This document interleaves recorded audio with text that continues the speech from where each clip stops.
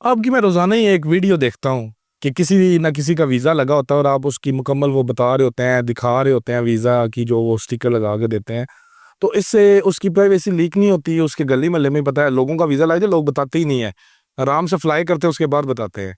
USA का visa जब हमारा लगता है तो हम पेपर नहीं लहराते कि ये हमारा वीज़ा लगा है। हम उस बंदे का नाम लेते हैं जिसका वीज़ा लगा है, जिस मोहल्ले से है उसका नाम लेते हैं, उसके अलावा जो वो बिज़नेस करता है या जॉब करता है उसका, ताकि लोगों को पता हो कि ये झूठे सफ़े नहीं लहरा रहे, इनका वीज़ा लगा है। क्योंकि हमारे जो गाँव साइड है ना, उधर के लोग होते हैं एक-दूसरे को जानते हैं, इसलिए हम नाम बताते हैं कि लोग उससे पूछें कि वाक़ई वीज़ा लगा है या पेपर लहरा रहे हैं तो लेकिन झूठे। उसके लिए नुकसान भी होता है ना, ल लोग हमारे यहाँ कोई नहीं नुकसान नहीं, बताते। अभी तक हमारा जितने नहीं, नुकसान यही है ना कि लो लोग ना फ्लाई करके ना रिश्तेदारां नूं ही दसदे ने मैं अमेरिका चला गया वां, इत्थे मसले हो जांदे न। नहीं, नहीं कोई मसला नहीं हुंदा। ਅਸੀਂ तकरीबन 14 साल तो ऐसे नहीं कर रहे हैं, कोई इश्यू नहीं। आपने ट्रैवल हिस्ट्री का ज़िक्र किया, तो ट्रैवल हिस्ट्री कैसे बनाई जा सकती है?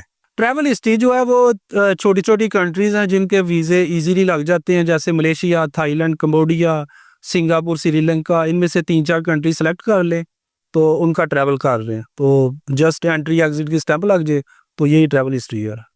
बस एंट्री और एग्ज़िट की। हाँ, एंट्री अब एग्ज़िट। मैंने लगवा लिया, मेरा पासपोर्ट ही गुम गया है। अब मेरी जो ट्रैवल हिस्ट्री है वो कहाँ एग्ज़िस्ट करेगी? वो एफआईए के सिस्टम में होती है, जो हमारा इमिग्रेशन का सिस्टम है उसमें होती है। जब आपकी ट्रैवल हिस्ट्री बननी है, आपने साथ उसकी स्कैन कॉपीज़ करके अपने पास भी रख लेना है कि अगर गुम हो जाए, आप किसी को दिखाने वाले बने।